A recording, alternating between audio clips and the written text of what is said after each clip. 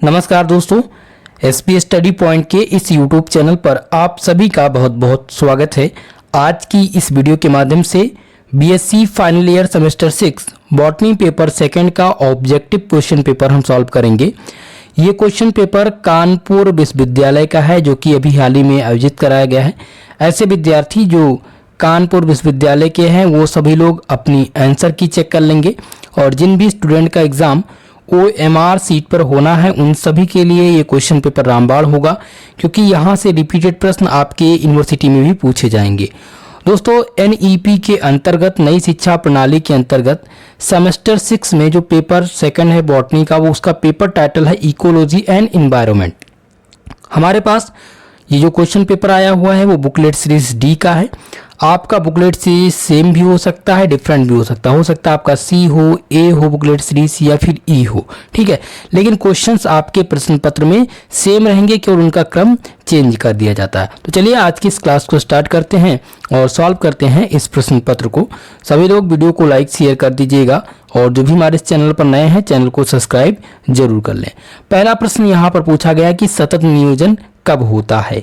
तो सतत नियोजन की बात जब भी पूछी जाए तो आप ध्यान रखेंगे, पहला ऑप्शन है भवन के विकास के डिजाइन चरण के दौरान। दूसरा दिया गया है कि भवन के विकास के निर्माण चरण के दौरान, और भवन निर्माण के बाद या भवन निर्माण से पहले। तो जब भी सतत नियोजन की बात हो तो during the design phase of the buildings development. Okay, यही आपका ऑप्शन ए करेक्ट उत्तर होगा। अगला प्रश्न इसमें पूछा गया था when did the Ganga action plan launched, यानी कि गंगा एक्शन प्लान कब शुरू किया गया था। आपके ऑप्शन यहाँ पर दिए गए हैं 1980, 1982, 1984 या फिर 1986। तो गंगा एक्शन प्लान जो शुरू किया गया था वो 1986 में शुरू किया गया था। आपका ऑप्शन नंबर डी इसमें करेक्ट उत्तर होगा।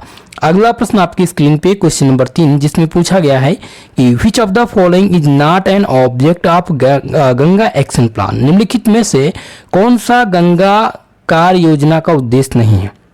ठीक है, पहला इसमें है improve the water quality by the interpretation, या फिर दिया गया treatment of the domestic sewage, B option C है पॉल्यूशन, और डी दिया गया इंक्रीज द वाटर कॉन्टेक्ट। ठीक है, अब इसमें क्वेश्चन को समझना है कि उद्देश्य नहीं था। तो पहला उद्देश्य ये था कि अवरोधन द्वारा जल की गुणवत्ता में सुधार करना, ये पहला उद्देश्य था। दूसरा था घरेलू सीवेज का उपचार, और तीसरा था प्रदूषण निवारण। लेकिन इसमें पानी की मात्रा बढ़ाना ये इसमें सम्मिलित नहीं था। ऑप्शन डी करेक्ट उत्तर होगा। अगला प्रश्न है संपीड़ित प्राकृतिक गैस, जिसे CNG कहते हैं, तो CNG मुख्य रूप से किससे मिलकर के बनी है। तो ध्यान रखेंगे मीथेन गैस से ये बनी हुई है। ऑप्शन ए करेक्ट उत्तर है चौथे नंबर प्रश्न का। ओके, चलिए क्वेश्चन नंबर 5, पांचवा प्रश्न है कि प्राकृत को भगवान शिव के स्त्री तत्व के रूप में कौन देखता है। ये क्वेश्चन बहुत ही महत्वपूर्ण है और ये आपसे पूछा गया है। दोस्तों, इस क्वेश्चन में थोड़ा सा मुझे सस्पेंस है, मैं इसमें ऑप्शन ए के साथ जाना चाहूँगा, वंदना शिव। ठीक है, और फिलहाल मैं एग्जैक्ट इसका आंसर देने में असमर्थ हूँ। ओके, चलिए क्वेश्चन नंबर 6, क्वेश्चन नंबर 6 इसमें है कार्बन ऑफसेट के संबंध में निम्नलिखित पर विचार कीजिए। Consider the following statement regarding the carbon offset. पहला ऑप्शन दिया गया carbon offset are credit for the reductions in green house gas emission. दूसरा ऑप्शन कह रहा है carbon offset of the quantified and solid in the metal tonnes of carbon dioxide equivalent, यानी कि carbon offset की मात्रा निर्धारित की जाती है और कार्बन डाइऑक्साइड के बराबर मेटल में बेचा जाता है। ये आपके दो कथन दिए गए हैं, आप हिंदी में समझ लीजिए कथन क्या है। कथन पहला कह रहा है कार्बन ऑफसेट के संबंध में कि ग्रीन हाउस गैस उत्सर्जन में कटौती का श्रेय कार्बन ऑफसेट को दिया जाता है। दूसरा कथन है कि कार्बन ऑफसेट की मात्रा निर्धारित की जाती है और कार्बन डाइऑक्साइड के बराबर मेट टन में बेचा जाता है। क्या ये दोनों कथन सत्य हैं? ऑप्शन यहाँ पर दिए गए हैं, देखिए कि ऊपर के दिए गए कथनों में से कौन सा सही है। तो इसमें 1 और 2 दोनों ऑप्शन इनमें सही होंगे, दोनों कथन इसमें सत्य हैं, बोथ ए एंड बी। ठीक है, चलिए क्वेश्चन नंबर 7, सातवां प्रश्न है कि इसमें दिया गया है कि कार्बन बाजार में एक महत्वपूर्ण घटक है जो देश के अनुमत GHG उत्सर्जन का एक व्यापार आयोग अनुपयुक्त कोटा है? तो इनमें से जो करेक्ट उत्तर हो जाएगा carbon credit. Carbon credit carbon बाजार का एक महत्वपूर्ण घटक है जो देशों को अनुमति CHG उत्सर्जन का एक व्यापार आयोग अनुपयुक्त कोटा है। ऑप्शन ए करेक्ट उत्तर होगा। अगला प्रश्न देखते हैं क्वेश्चन नंबर 8, जिसमें पूछा गया GIS स्टैंड फॉर। GIS किसके लिए स्टैंड करता है? तो आपको ध्यान रखना है geographical information system. Option A इसमें भौगोलिक सूचना प्रणाली के लिए GIS स्टैंड करता है। ऑप्शन ए करेक्ट उत्तर है। अगला question, GIS deal with which kinds of data. GIS किस प्रकार के डेटा से संबंध रखता है? तो ये दोस्तों ध्यान रखेंगे स्थानिक डेटा से ये संबंध रखता है GIS। ऑप्शन नंबर सी इस क्वेश्चन का करेक्ट उत्तर है। अगला क्वेश्चन है, map makers use GIS to. मानचित्र निर्माता GIS का उपयोग करते हैं। तो मानचित्र निर्माता जो होते हैं वो GIS का उपयोग जो करते हैं वो भौगोलिक जानकारी संग्रहित करने, उपयोग करने और देखने के लिए करते हैं। Store, use and view geographic information. ठीक है, map makers use GIS to store, use, view graphic information. Option number D इस क्वेश्चन का करेक्ट उत्तर होगा। अगला क्वेश्चन पूछा गया, लीचेंट्स आर। लीचेंट्स क्या है? तो पहला लीचेंट्स की अगर हम बात करें तो लीचेंट्स जो होता है वो होता है लैंडफिल के दूषित तरल पदार्थ का निष्कासन, इसको लीचेंट्स कहा जाता है। ऑप्शन डी इस क्वेश्चन का करेक्ट उत्तर होगा। अगला क्वेश्चन नंबर 12 आपकी स्क्रीन पे आ चुका है, जिसमें दोस्तों पूछा गया था कि गीले कचरे को खाद में बदलने की प्रक्रिया क्या कहलाती है? The process of converting wet waste to manure is called. ठीक है, यानी कि गीले कचरे की अगर बात करें तो इसको हम क्या कहते हैं? इसको हम खाद कहते हैं, कंपोस्टिंग कहते हैं। The process of converting wet waste to manure is called composting. Option D correct उत्तर होगा। अगला प्रश्न क्वेश्चन नंबर 13, जिसमें पूछा गया है कि निम्नलिखित में से किस GHG का वायुमंडलीय जीवन काल सबसे अधिक होता है? तो सबसे अधिक जो जीवमंडलीय वायुमंडलीय जो जीवन काल जो अधिक होता है वो कार्बन टेट्राफ्लोराइड का सबसे अधिक होता है। ऑप्शन ए इसमें करेक्ट उत्तर होगा, कार्बन टेट्राक्लोराइड। अगला प्रश्न क्वेश्चन नंबर 14, जिसमें क्वेश्चन है कि निम्नलिखित में से किस स्थिति में बायोगैस संयंत्र में बायोगैस का उत्पादन किया जाता है? तो यहाँ पर बायोगैस संयंत्र की अगर बात करें तो ध्यान रखेंगे दोस्तों, क्वेश्चन नंबर 14 का जो आंसर हो जाएगा वो हो जाएगा एरोबिक सूक्ष्म जीवों की क्रिया, the action of aerobic micro organism. ठीक है, तो बी ऑप्शन इसमें करेक्ट उत्तर होगा। अगला प्रश्न है कि बायोगैस में क्या क्या शामिल है? तो ध्यान रखेंगे बायोगैस में कार्बन डाइऑक्साइड और मीथेन और हाइड्रोजन सम्मिलित है। ऑप्शन नंबर 20 क्वेश्चन का करेक्ट उत्तर होगा, बी वाला ऑप्शन सही है।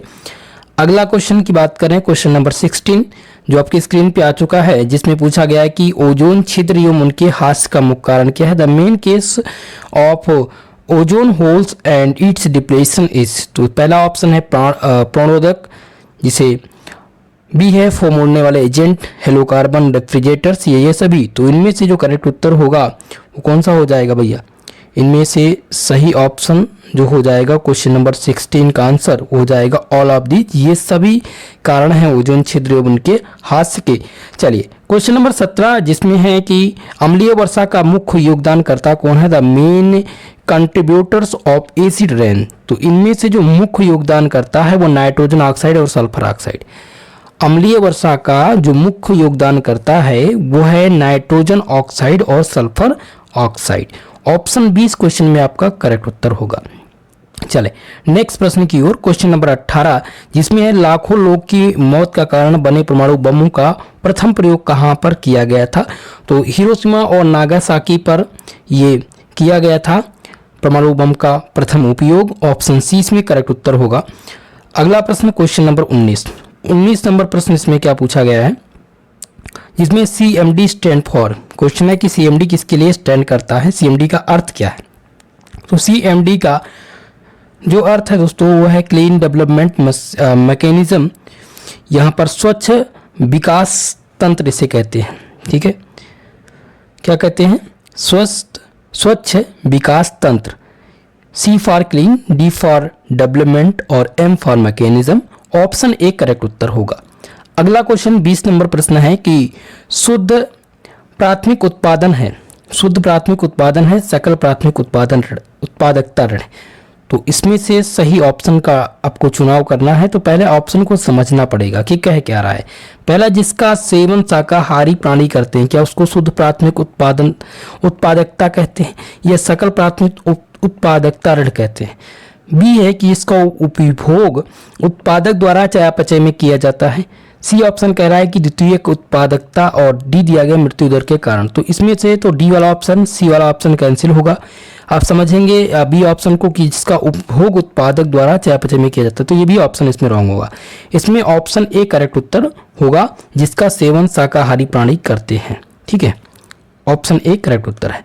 अगला क्वेश्चन 21 नंबर, जिसमें पूछा गया कि खाद्य श्रृंखला का 10% ऊर्जा स्थानांतरण नियम किसके द्वारा दिया गया था। The 10% energy transfer law of the food chain was given by. तो ये किसके द्वारा दिया गया था। तो ध्यान रखेंगे दोस्तों, ये दिया गया था लीडमैन के द्वारा। लीडमैन के द्वारा दिया गया था खाद्य श्रृंखला का 10% ऊर्जा स्थानांतरण नियम। ऑप्शन नंबर डी करेक्ट उत्तर है। चलिए अगला प्रश्न क्वेश्चन नंबर 22, जिसमें पूछा गया है कि नवीनीकरण समाप्ति योग्य प्राकृतिक ऊर्जा संसाधन कौन सा है। ठीक है, कोयला, पेट्रोलियम, मिट्टी का तेल या फिर बायोमास। तो करेक्ट उत्तर इसमें हो जाएगा बायोमास। बायोमास नवीनीकरण समाप्ति योग्य प्राकृतिक ऊर्जा का संसाधन है। डी वाला ऑप्शन करेक्ट उत्तर होगा। अगला प्रश्न है, विनाशक शब्द में सामयिक है। तो विनाशक शब्द में जो सम्मिलित है उसको कहते हैं डंक पोजर। क्या कहते हैं, डिंक पोजर, माफ कीजिएगा, डिंक पोजर कहते हैं। ऑप्शन नंबर ए करेक्ट उत्तर हो जाएगा। डी कंपोजर को विनाशक शब्द में शामिल किया गया है। ऑप्शन नंबर ए सही था। क्वेश्चन नंबर 24, पौधा सूर्य की ऊर्जा का लगभग कितना % ग्रहण करता है। तो पौधा सूर्य की ऊर्जा का लगभग 1% ग्रहण करता है। ऑप्शन नंबर ए यहाँ पर करेक्ट उत्तर हो जाएगा। अगला प्रश्न 25 नंबर, जिसमें क्वेश्चन है दोस्तों, क्या पूछा गया है। इसमें क्वेश्चन कह रहा है कि प्रत्येक प्रकार के पारिस्थितिकी तंत्र की विशेषता क्या है। तो प्रत्येक प्रकार के पारिस्थितिकी तंत्र की जो विशेषता है वो है जैविक और अजैविक कारकों के बीच की परस्पर क्रिया। ऑप्शन नंबर 20 में करेक्ट उत्तर हो जाएगा। Interaction between biotic and abiotic factor. अगला प्रश्न देखते हैं क्वेश्चन नंबर 26, जिसमें है कि जुताई द्वारा खरपतवार निकालना क्या कहलाता है। तो जुताई द्वारा खरपतवार का निकालना, इसको हम पलवार कहते हैं या फिर मुल्चिंग कहते हैं। ऑप्शन नंबर ए करेक्ट उत्तर होगा। अगला क्वेश्चन 27 नंबर, जिसमें आपके क्वेश्चंस में पूछ रहा है यहाँ पर कि मिट्टी का उसके प्राकृतिक वातावरण में वैज्ञानिक का अध्ययन क्या कहलाता है। तो वैज्ञानिक के अध्ययन को हम क्या कहते हैं, पेडोलॉजी कहते हैं, मिट्टी संबंधी विद्या कहते हैं। ऑप्शन नंबर सी इस क्वेश्चन का करेक्ट उत्तर होगा। अगला प्रश्न 28 नंबर, जिसमें है कि ये इकाई वायुमंडल में अधिकांश कार्बन पृथक करती है। प्लांट, आर्किया, बैक्टीरिया या फिर कीड़े। तो करेक्ट उत्तर इसमें से हो जाएगा 28 नंबर का प्लांट। पौधे जो हैं ये इकाई वायुमंडल में अधिकांश कार्बन पृथक करते हैं। ऑप्शन नंबर ए इस क्वेश्चन का करेक्ट उत्तर होगा। अगला प्रश्न 29 नंबर प्रश्न है, जिसमें पूछा गया है कि निम्नलिखित में से क्या जीवमंडल में पुनर्नवीनीकरण नहीं है। तो पुनर्नवीनीकरण में से जो नहीं है वो है ऊर्जा। एनर्जी हम दोबारा से नहीं ला सकते हैं। ठीक है, इसका पुनर्नवीनीकरण नहीं हो सकता है। ऑप्शन सी करेक्ट उत्तर हो जाएगा। अगला क्वेश्चन 30 नंबर प्रश्न, जिसमें पूछा गया था कि कौन सी प्रक्रिया नाइट्रोजन को नाइट्रेट अमोनियम के रूप में नाइट्रोजन गैस में परिवर्तित करके वायुमंडल छोड़ती है। तो इनमें से जो वायुमंडल छोड़ने का कार्य करती है दोस्तों, उसको हम अनाइट्रीकरण कहते हैं। क्या कहते हैं, अनाइट्रीकरण। ऑप्शन नंबर ए इसमें correct, option number B correct उत्तर हो जाएगा। ठीक है, चलिए 31 नंबर प्रश्न, जिसमें पूछा गया है कि इनमें से कौन सी वृक्ष प्रजाति गली फसल के लिए सबसे उपयुक्त है। तो इनमें से सबसे ज़्यादा जो प्रयुक्त होगी वो हो जाएगी कैसिया सियामिया। कैसिया सियामिया यानी सी ऑप्शन करेक्ट उत्तर हो जाएगा। अगला क्वेश्चन 32 नंबर, जिसमें पूछा गया था कि पादप भूगोल में इनमें से किसका अध्ययन है। पादप भूगोल में इनमें से किसका अध्ययन है। तो ध्यान रखेंगे, हम पादप भूगोल में अध्ययन करते हैं पौधों के भौगोलिक वितरण का, जियोग्राफिकल डिस्ट्रीब्यूशन ऑफ प्लांट का अध्ययन करते हैं पादप भूगोल के अंतर्गत। ऑप्शन नंबर ए करेक्ट उत्तर होगा। अगला प्रश्न देखते हैं, क्वेश्चन नंबर 33, जिसमें पूछा गया है कि कौन से जैव भौगोलिक कारण भारत के अधिकतम भाग को आच्छादित करते हैं। Which bio geographical region cover the maximum part of India. तो इनमें से जो करेक्ट उत्तर होना चाहिए वो हो जाएगा इनमें से दक्कन प्रायद्वीपीय। ठीक है, दक्कन प्रायद्वीपीय जो है वो सबसे ज़्यादा अधिकतम भारत का भाग आच्छादित करते हैं। ए वाला ऑप्शन करेक्ट उत्तर होगा। 34 नंबर है, जेरोफाइटस पाए जाने वाली वनस्पति के वर्ग का प्रतिनिधित्व करते हैं। तो ये प्रतिनिधित्व करते हैं अर्ध शुष्क मैदान का। ध्यान रखेंगे, सी ऑप्शन इसमें करेक्ट उत्तर हो जाएगा। जब भी जेरोफाइटस पूछा जाए, जेरोफाइटस पाए जाने वाली प्रजाति वनस्पति वर्ग का प्रतिनिधित्व करते हैं, तो आप ध्यान रखेंगे सी ऑप्शन हो जाएगा करेक्ट उत्तर। 35 नंबर प्रश्न है कि भारत में सर्वाधिक उष्णकटिबंधीय वर्षावन कहाँ पर पाए जाते हैं। तो भारत में सर्वाधिक उष्णकटिबंधीय जो वर्षावन पाए जाते हैं वो पश्चिमी गोलार्ध में पाए जाते हैं। डी ऑप्शन करेक्ट उत्तर हो जाएगा। क्वेश्चन नंबर 36, जिसमें है कि तटीय एवं दलदली वन मुख्य रूप से कहाँ पर पाए जाते हैं। तो तटीय और दलदली वन जो मुख्य रूप से पाए जाते हैं वो जम्मू और कश्मीर में पाए जाते हैं। ऑप्शन नंबर 20 में करेक्ट उत्तर हो जाएगा। अगर यहाँ पर गुजरात होता तो गुजरात ऑप्शन सही होता। चलिए क्वेश्चन नंबर 37 नंबर प्रश्न है कि निम्नलिखित में से किस प्रकार के जंगल में सागौन प्रमुख वृक्ष प्रजाति है। ठीक है, तो पहला यहाँ पर जो जंगल का प्रकार है वो उष्णकटिबंधीय नम पर्णपाती वन। तो यहीं पर जो सागौन है वो प्रमुख वृक्ष प्रजाति है। ऑप्शन नंबर ए करेक्ट उत्तर हो जाएगा। अगला क्वेश्चन है, पृथ्वी के फेफड़े। पृथ्वी के फेफड़े किसको कहा जाता है, पृथ्वी का फेफड़ा कहलाता है। तो ध्यान रखेंगे दोस्तों, हम अमेजन के जंगल को, फॉरेस्ट ऑफ अमेजन को पृथ्वी का फेफड़ा कहते हैं। ऑप्शन नंबर डी करेक्ट उत्तर होगा। अगला क्वेश्चन है, टुड्रा आर्ट। टुड्रा क्या है, टुड्रा क्या है। तो टुड्रा जो है एक प्रकार का शीत मरुस्थल है। इसको हम कोल्ड डेजर्ट के नाम से जानते हैं, शीत मरुस्थल के नाम से जानते हैं टुड्रा को। ऑप्शन नंबर सी इस क्वेश्चन का करेक्ट उत्तर होगा। अगला क्वेश्चन 40 नंबर है, लेटेराइट मिट्टी समृद्ध है। तो लेटेराइट मिट्टी में सबसे ज्यादा क्या पाया जाता है, लौह ऑक्साइड, लौह पाया जाता है, लौह तत्व पाया जाता है। ऑप्शन नंबर डी करेक्ट उत्तर होगा इस क्वेश्चन का। चलिए अगले प्रश्न की ओर, क्वेश्चन नंबर 41, जिसमें पूछा गया है कि ISO 14010 standard related to. ISO 14010 मानक किससे संबंधित है। तो ये जो संबंधित है दोस्तों वो इन्वायरमेंट ऑडिटिंग से संबंधित है, पर्यावरणीय लेखा परीक्षा से संबंधित है। बी ऑप्शन करेक्ट उत्तर होगा। अगला प्रश्न क्वेश्चन नंबर 42, जिसमें क्या पूछा गया है कि भविष्य की पीढ़ी को अपनी जरूरत को पूरा करने की क्षमता से समझौता किए बिना वर्तमान की जरूरतों को पूरा करना क्या कहलाता है। तो इसको हम सतत विकास के नाम से जानते हैं। किसके नाम से, सतत विकास के नाम से जानते हैं। ऑप्शन 20 में करेक्ट उत्तर होगा। अगला क्वेश्चन 43 नंबर, जिसमें है कि वेंसल कन्वेंशन के अनुसार अपशिष्ट में से कौन सी पदार्थ सम्मिलित है। एज पर द वेंसल conversion waste includes all the substance that. पहला दिया गया have no longer use for the people, यानी कि अब लोगों के पास कोई उपयोग नहीं रह गया है। बी ऑप्शन है कि या तो त्याग दिया जाए या त्यागने का इरादा है, निपटाने की जरूरत या ऊपर के सभी। तो ये क्वेश्चन थोड़ा सा सस्पेंस में है दोस्तों। इस क्वेश्चन को फिलहाल एग्जैक्ट इसका आंसर मेरे समझ में नहीं आया, सो इसको मैं छोड़ देता हूँ। चलिए अगर आपको इसका आंसर पता होगा कमेंट बॉक्स में कमेंट करके बताइएगा।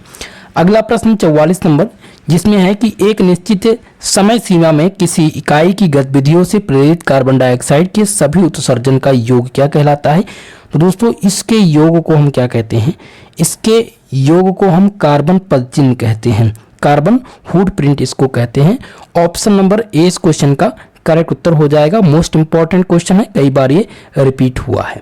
चलिए अगले प्रश्न की ओर, इसमें रामसर कन्वेंशन का उद्देश्य क्या है। तो रामसर कन्वेंशन का जो उद्देश्य है दोस्तों वो क्या है, आर्द्र भूमियों की संरक्षण और उनके विवेकपूर्ण का उपयोग करना, ये रामसर साइट का जो है उद्देश्य है। ऑप्शन नंबर ए इसमें आपका करेक्ट उत्तर होगा। अगला क्वेश्चन 46 नंबर, जिसमें है कि कौन सा प्रोटोकॉल व्यक्तिगत उत्सर्जन सीमाएं और ग्रीन हाउस गैस में कमी की प्रतिबद्धता निर्धारित करता है। ये क्वेश्चन पूछा गया है, मोस्ट इंपॉर्टेंट है, ध्यान रखेंगे। क्योटो प्रोटोकॉल, इनमें से क्योटो प्रोटोकॉल व्यक्तिगत उत्सर्जन सीमाएं और ग्रीन हाउस में कमी की प्रतिबद्धता निर्धारित करता है। बी ऑप्शन करेक्ट उत्तर होगा। अगला क्वेश्चन है 47 नंबर, जिसमें प्रश्न पूछा गया कि पर्यावरणीय मुद्दों के निष्पादन लेखा परीक्षा में सम्मिलित क्या है। तो पर्यावरणीय निष्पादन के परीक्षा लेखा में आपका जो सम्मिलित है वो पहला सम्मिलित है प्रदूषण के स्वास्थ्य एवं पर्यावरण में होने वाले खतरों की पहचान। दूसरा है पर्यावरण नीतियों और कानूनों या रणनीतियों का अस्तित्व या पर्याप्तता। सी ऑप्शन है प्रतिबद्धताओं का अनुपालन यदि अंतर्राष्ट्रीय संधि की गई है। तो ये तीनों इसमें सम्मिलित हैं, सो ऑप्शन डी इसमें करेक्ट उत्तर होगा। अगला प्रश्न 48 नंबर, जिसमें पूछा गया है कि कम करें, पुनः उपयोग करें और पुनर्चक्रण मंत्र किससे संबंधित है। तो ये जो संबंधित है दोस्तों, ये है प्रभावी अपशिष्ट प्रबंधन से, इफेक्ट वेस्ट मैनेजमेंट से संबंधित है। क्वेश्चन है the Mantra reduce and recycle associated with, तो ये इफेक्टिव वेस्ट मैनेजमेंट से संबंधित है। ऑप्शन ए इसमें करेक्ट उत्तर होगा।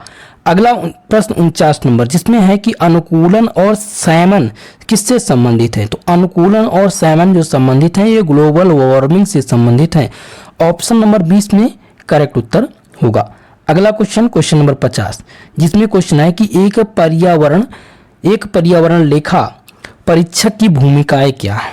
तो पहला तो है पर्यावरणीय प्रभाव को पहचानना, दूसरा है दस्तावेज तैयार करना और तीसरा है उपयोग की क्रियान्वित और उत्पादित करना। ये तीनों पर्यावरण लेखा परीक्षा की भूमिकाएं हैं।